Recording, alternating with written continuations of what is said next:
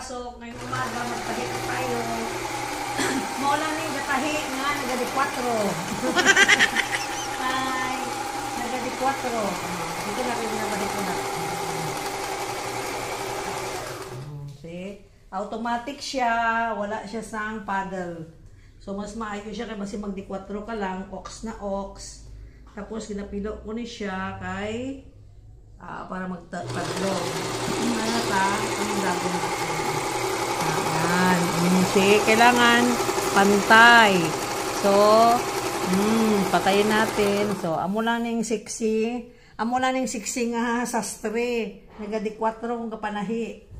Nagadi 4 kung kapanahi. O, wala pa higko pang tiil. Gusto Lord. Hindi lang. Bahala na basta makatahi. Diba? So, guys, so, patpat yun ta. Kag mamilo naman. Tapos, i-fold. Tapos, naton i-fold. Ang makina ko gadalagan.